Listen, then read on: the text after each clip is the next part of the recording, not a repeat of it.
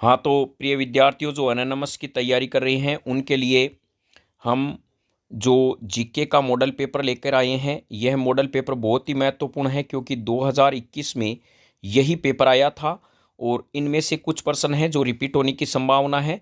तो चलिए हम उम्मीद करते हैं आप इस पेपर में अपनी नोटबुक उठाइए और आसानी से प्रश्नों को हल करने का प्रयास कीजिए। और इनकी वित्त की के साथ में हम बता रहे हैं तो इनको अपनी नोटबुक में भी लिखते रहें, बार बार इनका अभ्यास करते रहें। 15 तारीख को एनएनएमएस के एग्जाम है, दिन बहुत कम है, तो मॉडल पेपर की सहायता से आप आसानी से इस लक्ष्य को हासिल कर सकते हैं। पहला प्रश्न है, राज्यपाल का पद नियुक्त हेतु न्यूनतम आयु क्या है? तो प्यारे बच्चों, राज्यपाल का जब हम पद के बारे में बात करें तो आयु न्यूनतम होती है 35 वर्ष। तो चलिए यहाँ पर विकल्प के अनुसार हमारा होगा minimum age required for the post of governor is 35 year होगी। राज्यपाल को गवर्नर कहा जाता है। इंग्लिश मीडियम और हिंदी मीडियम दोनों की तैयारी यहाँ पे साथ में चलेगी। नेक्स्ट प्रश्न है, स्वच्छ भारत अभियान की शुरुआत कब की गई? यानी स्वच्छ भारत जो अभियान है उसकी शुरुआत कब की गई थी? तो यहां पर विकल्प में एक जो है 2 अक्टूबर 2014, 2 अक्टूबर 2015, 2 अक्टूबर 2016, 2 अक्टूबर 2017। When did the clean India campaign begin? तो हम यहाँ पे कह सकते हैं इसका करेक्ट आंसर है 2 अक्टूबर 2014, इसका सही आंसर है। चलिए नेक्स्ट प्रश्न में चलते हैं। जनगणना 2011 के अनुसार राजस्थान में महिला की साक्षरता प्रतिशत कितना है? According to the census 2011 what is the female literacy percentage in Rajasthan? तो यहाँ पर विकल्प में जो दिया गया है वो सी सही आंसर है, यानी 52.12% है वो महिला साक्षरता दर का प्रतिशत है राजस्थान में। चलिए नेक्स्ट प्रश्न में चलते हैं। तो राज्य सरकार का संवैधानिक मुखिया होता है, यानी यदि हमें कहे भारत का संवैधानिक मुखिया कौन होता है तो भारत का तो राष्ट्रपति होता है। राज्य सरकार का संवैधानिक मुखिया होता है राज्यपाल, यानी the constitutional head of state government is. तो यहां पे आंसर होगा गवर्नर। निम्न में से कौन सा संसद का अंग नहीं है? तो प्यारे बच्चों यहां पे ध्यान रखना, संसद की जब बात होती है तो यहां पे हम कह सकते हैं संसद हैं वो सरला, याद रख सकते हैं आप, सरला। सेका रेका मतलब राज्यसभा से मिलके बनती है, राज्य सभा से मिलके बनती है। लेका मतलब लोकसभा से मिलके बनती है।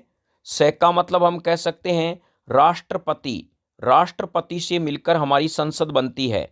तो ध्यान रखें संसद के 3 अंग हैं, राष्ट्रपति, राज्यसभा और लोकसभा। इन तीनों से मिलकर संसद बनती है जिसका अनुच्छेद 79 में जिक्र है। भारत की एक संसद होगी। अनुच्छेद सेक्शन 79 में स्पष्ट शब्दों में कहा गया है कि भारत की एक संसद होगी जो संसद राष्ट्रपति, राज्यसभा और लोकसभा से मिलकर बनेगी। तो यहाँ पर है संसद का अंग नहीं है।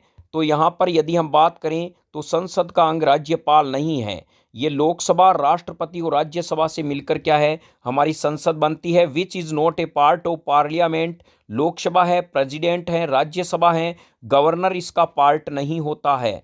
तो यह विकल्प क्या होगा, इसमें 4 होगा। चलिए नेक्स्ट, संविधान की व्याख्या का अधिकार किसे है? वो has the right to interpret the constitution. तो यहां पर यदि हम देखें तो executive assembly, legislative assembly, president and judicial assembly. तो प्यारे बच्चों यहां पर यह बात ध्यान रखना, संविधान की व्याख्या करने का अंतिम अधिकार जो होता है वो न्यायपालिका के पास में होता है। यानी संविधान को की व्याख्या का अधिकार है वो न्यायपालिका के पास में होता है, जुडिशियल असेंबली के पास में। और संविधान को किसने अपनाया? संविधान जो है वो किसने अपनाया था? तो ध्यान रखना संसद ने, भारतीय संसद ने संविधान को अपनाया था। और संविधान का निर्माण किसने किया यदि प्रश्न आ जाता है तो भारतीय संविधान सभा ने किया था। किसने किया था? तो ध्यान रखना संविधान सभा ने संविधान का निर्माण किया। संविधान को स्वीकार किसने किया गया था? संसद ने किया। और संविधान की व्याख्या करने का अधिकार न्यायपालिका को है। यह आप अपने दिमाग में ध्यान रखें। संविधान सभा के जो सदस्य थे वो निर्वाचित और मनोनीत थे, दोनों ही प्रकार के थे, निर्वाचित भी थे और मनोनीत भी थे। और यह प्यारे बच्चों एक बात ध्यान रखना, संविधान सभा की पहली बैठक जो होती है वो 9 दिसंबर 1946 को होती है और सचिदानंद सिन्हा को अस्थायी अध्यक्ष बनाया जाता है। और दूसरी बैठक जो होती है वो 11 दिसंबर 1946 को होती है, जिसमें डॉक्टर राजेंद्र प्रसाद को संविधान सभा का स्थायी अध्यक्ष बनाया जाता है। यह भी अपनी नोटबुक में यानी लिख लें, बहुत ही महत्वपूर्ण प्रश्न है। और हमारा जो संविधान है वो अंगीकृत अधिनियम आत्मर्पित कब किया गया था? 26 नवंबर 1949 को। इसीलिए 26 नवंबर को संविधान दिवस मनाया जाता है, यह भी ध्यान रखें, 26 नवंबर 1949 को।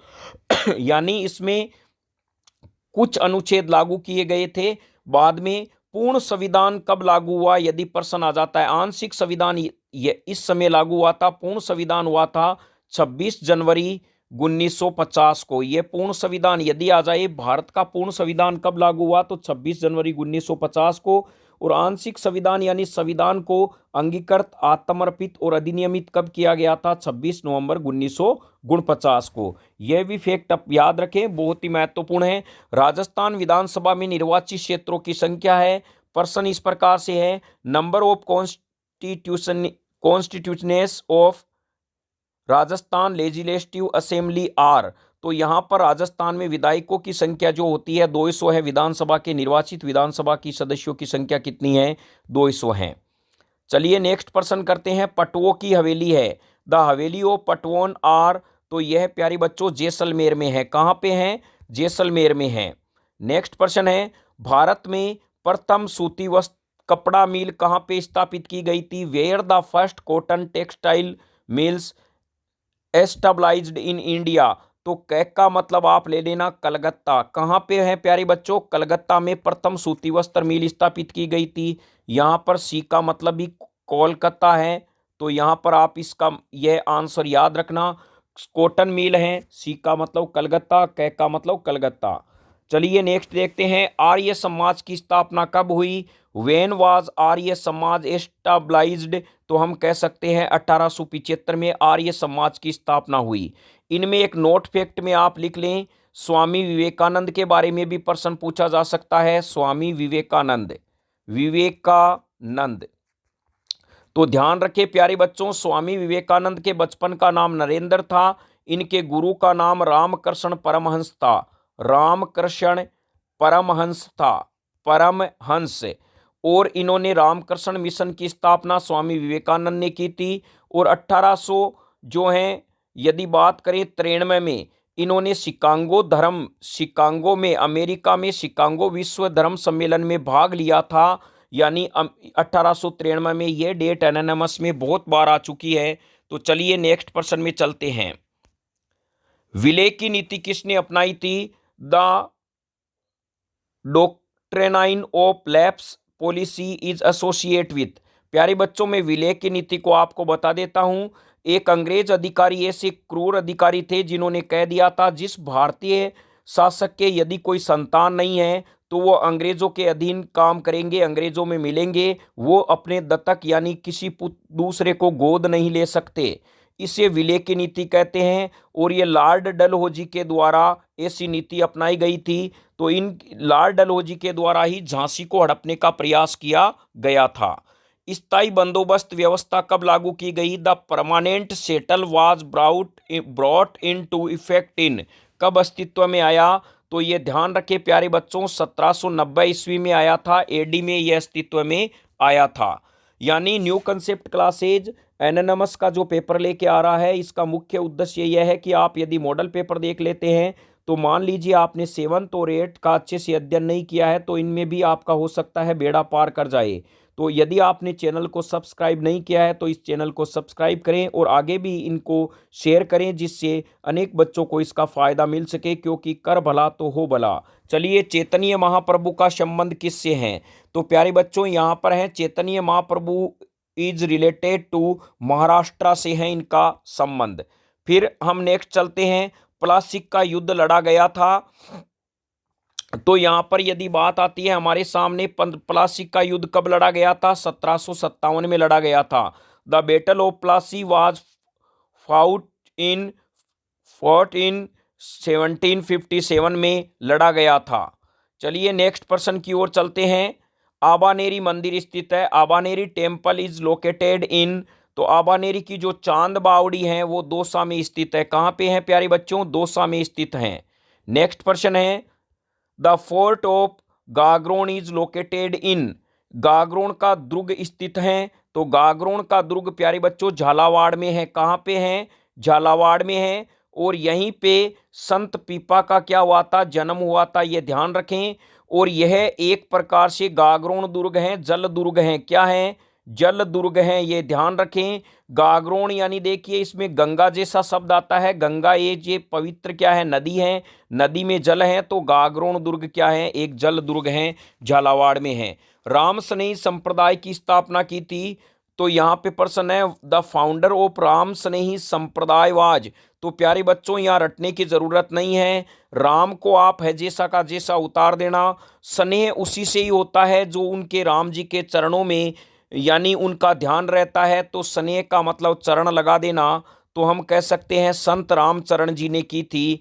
तो यह विकल्प होगा। और एक बात ध्यान रखना, यानी जो राम स्नेही संप्रदाय की स्थापना है वो शाहपुरा भीलवाड़ा में की गई थी। भीलवाड़ा में रामचरण जी ने राम स्नेही संप्रदाय की स्थापना की। और एक बात महत्वपूर्ण याद रखना बच्चों, फूल डोल मेला ये भी शाहपुरा भीलवाड़ा में भरा जाता है। यानी शाहपुरा भीलवाड़ा में भरा जाता है, राम स्नेही संप्रदाय से संबंधित हैं। चलिए नेक्स्ट प्रश्न में चलते हैं। दिवेर का युद्ध कब हुआ? The battle of Dewair was fought in. तो हम कह सकते हैं 1582 में हुआ था, दिवेर का युद्ध हुआ था।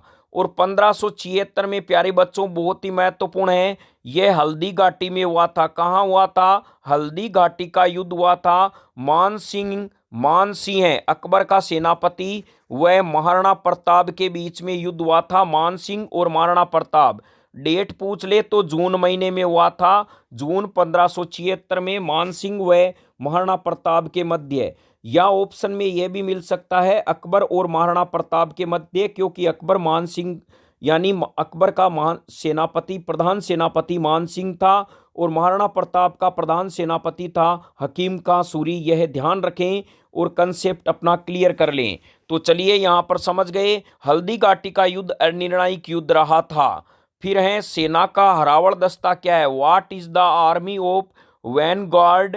इसका मतलब क्या होता है प्यारे बच्चों? जैसे मान लीजिए ये कोई सेना चल रही है या राजा जी चल रहे हैं, तो आपने देखा होगा कुछ सैनिक आगे की तरफ चलते हैं, कुछ इधर चलते हैं, कुछ पीछे चलते हैं। तो आगे वाले सैनिक का दस्ता कहलाता है हरावल। तो सेना का अग्रीय भाग क्या कहलाता है? हरावल कहलाता है। चलिए निम्न में से दक्षिण भारत का प्रमुख राजवंश था। From the flowing which was the main dynasty of south India. कौन था? तो यहाँ पे हम कह सकते हैं, तो प्यारे बच्चों ध्यान रखना, चोल वंश था। ये गुजर प्रतिहार चौहान और गुहिल, एक और हैं गढ़वाल। ये सभी उत्तर भारत के राजवंश थे। ये भी ध्यान रखें, नोट डाउन कर लिए अपनी नोटबुक में। उत्तर भारत के राजवंश थे गुजर प्रतिहार चौहान गुहिल और गढ़वाल, और चोल थे दक्षिण भारत का प्रमुख राजवंश था। नेक्स्ट प्रश्न है, Kanhaddev was the ruler of. Kanhaddev कहाँ का शासक था? तो प्यारे बच्चों यहां पर यह जालोर का शासक था कानड़देव। फिर हम कह सकते हैं नागरिकों को जीवन का मौलिक अधिकार कौन से अनुच्छेद में मिलता है? From the which article do citizens get the fundamental right to life. यानी कौन से अनुच्छेद में मिलता है? तो चलिए हम पढ़ते हैं। प्यारे बच्चों यहाँ पे यदि हमारी बात आती है मौलिक अधिकार ऐसे अधिकार होते हैं जो प्रत्येक भारतीय नागरिक को जन्म के समय मिल जाते हैं। जैसे ही भारत में जन्म लेता है उसे वो अधिकार मिल जाते हैं, मौलिक अधिकार उन्हें कहा जाता है। और यह भी ध्यान रखें, मूल संविधान में जब हमारा संविधान लागू हुआ था तो उस समय मौलिक अधिकार कितने थे? 7 थे। और वर्तमान में मौलिक अधिकार की संख्या 6 है। और एक संपत्ति का मौलिक अधिकार है वो हटा दिया गया है। क्या कर दिया गया है? हटा दिया गया है संपत्ति का मौलिक अधिकार। प्रश्न आ जाए कौन से मौलिक अधिकार को हटा दिया गया है? तो संपत्ति का मौलिक अधिकार। तो वर्तमान में मौलिक अधिकारों की संख्या प्यारे बच्चों कितनी है? 6 है। चलिए नेक्स्ट हम देखते हैं, अनुच्छेद महत्वपूर्ण कौन से हैं? 17 अनुच्छेद, 19 अनुच्छेद और 21। ध्यान रखें 17 अनुच्छेद में छुआछूत से संबंधित हैं, यानी अस्पृश्यता से संबंधित हैं। यदि कोई व्यक्ति किसी के साथ भेदभाव करता है तो इसमें इस अनुच्छेद में इसका जिक्र किया गया है। अनुच्छेद 19 है प्रेस की स्वतंत्रता। प्रेस आप जानते हो प्यारे बच्चों, जो जितने भी पत्रकार होते हैं, मीडिया होते हैं, यहाँ हम अपने विचारों की अभिव्यक्ति की स्वतंत्रता अनुच्छेद 19 में है। 21 में है जीवन जीने का अधिकार। प्रत्येक व्यक्ति को अपने जीवन जीने का अधिकार है, जिसे दैहिक स्वतंत्रता का अधिकार कहते हैं। तो यहाँ पर हमारा अनुच्छेद क्या हो जाएगा? 22 हो जाएगा। चलिए नेक्स्ट प्रश्न में चलते हैं। कालाहारी मरुस्थल स्थित है। Kalahari desert is located in. तो प्यारे बच्चों एक बात आप ध्यान रखना, कालाहारी मरुस्थल है जो हमारे पास में इस प्रकार से अफ्रीका महाद्वीप है। यहाँ पर ये मरुस्थल एक यहाँ है, एक यहाँ पे है। यह मरुस्थल है कालाहारी। कालाहारी ध्यान रखें, कालाहारी मरुस्थल है, ये अफ्रीका महाद्वीप है। तो ये अफ्रीका महाद्वीप का कौन सा भाग हुआ? दक्षिण अफ्रीका। और यह कौन सी जगह पे है? यह एक देश का नाम है बोत्सवाना। बोत्सवाना। तो ये प्रश्न बोत्सवाना में कालाहारी मरुस्थल है जो अफ्रीका, दक्षिण अफ्रीका के में स्थित है। यहाँ पर एक पक्षी पाया जाता है जिसका अंडा सबसे बड़ा होता है। शतुमुर्ग पक्षी यहाँ पे पाया जाता है कालाहारी मरुस्थल में। और यहाँ पर जो ये मरुस्थल है प्यारे बच्चों ध्यान रखना, ये सहारा मरुस्थल है और यह भी अफ्रीका महाद्वीप में है, जो विश्व का सबसे बड़ा मरुस्थल है। ध्यान रखें विश्व का सबसे बड़ा मरुस्थल कौन सा है? सहारा मरुस्थल है। वो अफ्रीका महाद्वीप के उत्तर पूर्व में यानी उत्तर में और पश्चिम में स्थित है। नेक्स्ट बात करते हैं प्यारे बच्चों, एक मरुस्थल बहुत बार पूछा गया है, ये ऐसा मरुस्थल, ये मरुस्थल चिली देश में है। कहाँ पे है प्यारे बच्चों? चिली देश में है, जो दक्षिण अमेरिका में है। कहाँ पे है? दक्षिण अमेरिका में है। यह ध्यान रखें चिली देश में है। और यह भी आप ध्यान रखें, यह मरुस्थल विश्व का सबसे लंबा मरुस्थल है, जिसका नाम है अट्टाकामा। अट्टाकामा मरुस्थल। यानी देखिए सबसे बड़ा मरुस्थल तो ऐसा होता है जो तो है सहारा मरुस्थल, अफ्रीका महाद्वीप में है, उत्तर पश्चिम में स्थित है। और लंबा का मतलब होता है ऐसा लंबा। यह मरुस्थल चिली में है जो दक्षिण अमेरिका में स्थित है और इसका नाम है अट्टाकामा। क्या नाम है? अट्टाकामा मरुस्थल स्थित है। और ध्यान रखें चिली देश है वो नाइट्रेट और तांबा में विश्व प्रसिद्ध है। तांबा उत्पादन में और नाइट्रेट में विश्व में प्रथम स्थान पर है चिली। अब हम बात करते हैं राज्यसभा में राष्ट्रपति द्वारा कितने सदस्य मनोनीत होते हैं? How many members are nominated by the president in the Rajya Sabha. तो हम यहाँ पे कह सकते हैं प्यारे बच्चों 12 सदस्य हैं वो राज्यसभा में राष्ट्रपति द्वारा मनोनीत होते हैं। ध्यान रखें राज्यसभा में कुल सदस्यों की संख्या 250 होती है और वर्तमान में 245 है, यानी 5 सदस्य अभी रिक्त हैं। वर्तमान में राज्यसभा के सदस्यों की संख्या कितनी है? 245 हैं और अधिकतम 250 होती है। राष्ट्रपति द्वारा 12 सदस्य मनोनीत किए जाते हैं। और राजस्थान के राज्यसभा में कुल कितने सदस्य हैं? 10। और ध्यान रखें विधानसभा में 200 सदस्य हैं राजस्थान के, राज्यसभा में 10 सदस्य हैं और लोकसभा में राजस्थान से 25 सदस्य चुने जाते हैं। तो ध्यान रखें यह आंकड़ा प्रश्न इसमें एक बार जरूर आ सकता है। विधानसभा में 200 सदस्य, राज्यसभा में 10 सदस्य, लोकसभा में 25 सदस्य राजस्थान से हैं। चलिए नेक्स्ट प्रश्न में चलते हैं। उष्णकटिबंधीय चक्रवात को संयुक्त राज्य अमेरिका में क्या कहा जाता है? What are the whole cyclones called in the United State of America. तो प्यारे बच्चों यहाँ पर जो आता है वो टॉर्नेडो है, टॉर्नेडो। ध्यान रखें विली विली जो ऑस्ट्रेलिया में है, यह भी बहुत बार प्रश्न आता है। उष्णकटिबंधीय चक्रवात है टॉर्नेडो, यह संयुक्त राज्य अमेरिका में कहा जाता है। वोन झील कहाँ पे स्थित है? वोन लेक इज लोकेटेड कहाँ पे स्थित है? तो यह प्यारे बच्चों तुर्की में है। कहाँ पे है? तुर्की में है। ध्यान रखें विश्व की सबसे खारी झील है ये, विश्व की सबसे खारी झील है, खारी झील है विश्व की सबसे खारी झील। ध्यान रखें विश्व की सबसे खारी झील। और यदि प्रश्न आ जाए विश्व की सबसे बड़ी खारी झील कौन सी है, तो यह है कैस्पियन सागर। कैस्पियन सागर, यानी मैंने पहले ही कहा था ये तो बड़ी है, विश्व की सबसे बड़ी खारे पानी की झील तो है कैस्पियन सागर। और सबसे खारी झील है लेनवोल झील, तुर्की में है। खारी का मतलब है ये कम है, लेकिन यदि मैं 1 चम्मच इसका पानी लूं और 1 चम्मच इसका लूंगा तो यह पानी खारा सबसे ज्यादा रहेगा इसके मुकाबले। तो यह सबसे खारी झील है और यह यानी विश्व की सबसे बड़ी खारी झील है। इनमें अंतर आप समझे, विश्व की सबसे बड़ी खारी झील कैस्पियन सागर है, जबकि विश्व की सबसे बड़ी खारी झील कौन सी है, यानी विश्व की सबसे बड़ी खारी झील तो है कैस्पियन सागर, और सबसे खारी झील की बात करें तो वो लेनवोल झील तुर्की की है। चलिए नेक्स्ट पर्सन की ओर चलते हैं। यहाँ न्यू कंसेप्ट क्लासेज का आपने अभी तक चैनल सब्सक्राइब नहीं किया है तो प्यारे बच्चों इसको सब्सक्राइब करें, लाइक भी करें, और एनोनिमस से जितने भी आपके जल्द पर्सन आएंगे और क्लास 8th में जो पर्सन आएंगे उनका तुरंत आपको नोटिफिकेशन मिलेगा। तो चलिए, सौरमंडल की ऊंचाई कितनी है, यहाँ पे 13 किलोमीटर। फिर है स्थानीय पवनों का उदाहरण है चिन्नुक है। स्थानीय पवन का इनमें से उदाहरण हो जाएगा प्यारे बच्चों चिन्नुक। फिर है according to census 2011 how many which is the average density of India's population per square kilometer. भारतीय जनगणना 2011 के अनुसार भारत की जनसंख्या का औसत घनत्व कितना है, तो यहां पर विकल्प के अनुसार है 382। कितना है प्यारे बच्चों, यहां पर विकल्प के अनुसार 382 है, 382 है। नेक्स्ट चलते हैं, ऊर्जा का गैर परंपरागत स्रोत क्या है, तो चलिए इसको समझते हैं। What is the non traditional resource source of energy, तो यहां पर ध्यान रखें गैर परंपरागत का मतलब होता है मानव द्वारा निर्मित। मानव द्वारा निर्मित यानी जो प्राकृतिक नहीं हो उन्हें गैर परंपरागत स्रोत कहा जाता है। देखिए पेट्रोलियम जो होता है वो प्रकृति में पाया जाता है, कोयला भी प्राकृतिक में है, प्राकृतिक गैस भी प्राकृतिक में है। ध्यान रखें ये पेट्रोलियम, कोल और नेचुरल गैस जीवाश्म ईंधन है, लेकिन परमाणु ऊर्जा, परमाणु बम जो हम बनाते हैं वो मानव द्वारा बनाया जाता है। तो यहाँ गैर ऊर्जा का परंपरागत स्रोत है परमाणु ऊर्जा है प्यारे बच्चों, ऑप्शन विकल्प ए होगा। किस फसल को सुनहरा रेशा कहते हैं, which crop is known as the golden fibre, तो यहाँ जो हमारा विकल्प है वो है पटसन, इंग्लिश में इसको जूट कहते हैं।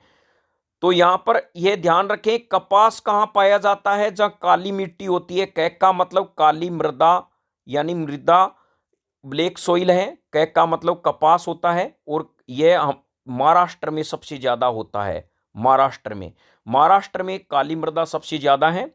चाय प्यारे बच्चों असम में है, असम में सबसे ज्यादा। कॉफी है वो कर्नाटक में है, कर्नाटक कॉफी उत्पादन में प्रथम है। पटसन में यदि हम बात करें, पैक का मतलब पश्चिम बंगाल, पश्चिम बंगाल पटसन में। तो यहां समझ गए होंगे कपास में महाराष्ट्र प्रथम है, चाय में असम प्रथम है, पटसन में पश्चिम बंगाल प्रथम है, कॉफी में कर्नाटक प्रथम है। तीव्र ढाल पर मृदा अपरदन को रोकने के लिए सर्वोत्तम उपयुक्त विधि है most suitable method to prevent soil erosion on steep slopes is, तो यहां पर जो प्यारे बच्चों वो होगी ये तीव्र ढाल, ये पहाड़ी वाली कहलाती है, इसे समुच्चय रेखीय जुताई कहते हैं, काउंटर प्लगिंग कहा जाता है। विकल्प 2 सही होगा। नेक्स्ट है the example of non metallic minerals is, अधात्विक खनिज का उदाहरण है। तो देखिए मैग्नीज धातु होती है, सोना भी गोल्ड धातु होता है जिसमें आघात वर्तनीयता तन्यता का गुण सबसे ज्यादा होता है। सीसा यानी Pb+Hg, ये ऐसी धातु हैं जो विद्युत की क्या होती है, कुचालक होती है, नॉन कंडक्टर होती है। प्यारे बच्चों ये ध्यान रखना, 2 ऐसी धातु है जो विद्युत की कुचालक है, Pb और Hg, तो ये तो धातु हैं। तो अधात्विक खनिज कौन सा है, अब्रक है, जिसे अंग्रेजी में माइका कहा जाता है, सीसा को लेड कहा जाता है। तो विकल्प 3 सही होगा।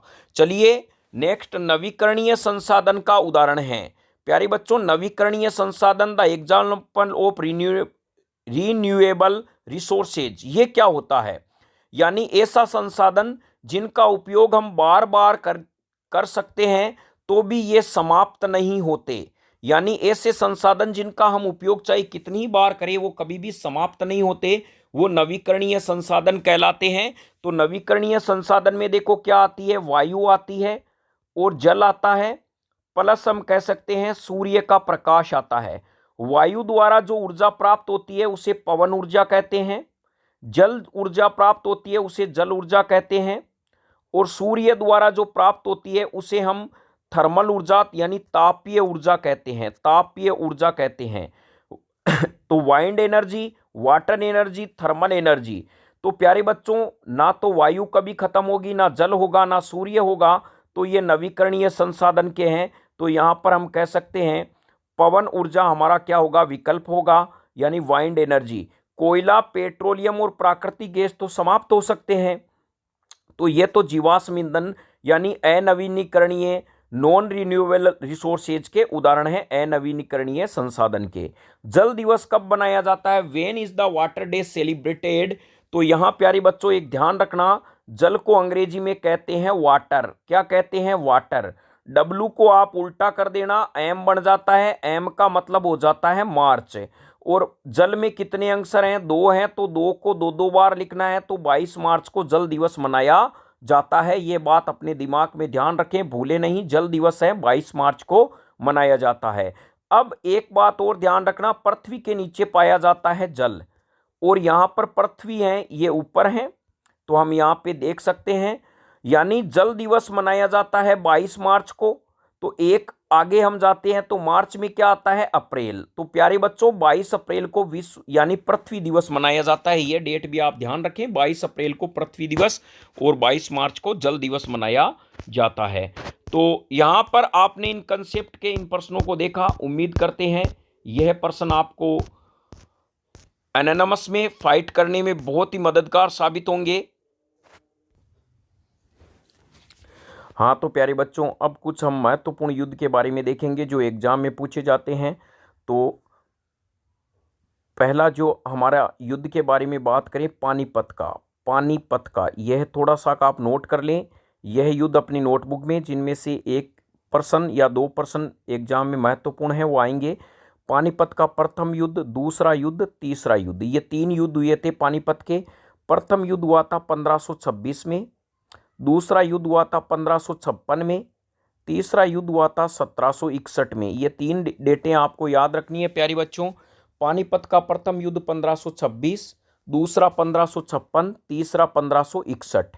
यह युद्ध, पहला युद्ध हुआ था इब्राहिम लोदी के बीच में, इब्राहिम लोदी व बाबर के बीच में, और इसमें बाबर विजयी हुआ था। तो यह ध्यान रखें, पानीपत के प्रथम युद्ध में बाबर विजयी हुआ था। दूसरे युद्ध के बारे में यदि हम देखें तो यह युद्ध हुआ था 1556 में। यह युद्ध प्यारे बच्चों किन के बीच में हुआ था? यह हुआ था हेमू व अकबर के बीच में। अकबर के बीच में युद्ध हुआ था, हेमू व अकबर के बीच में।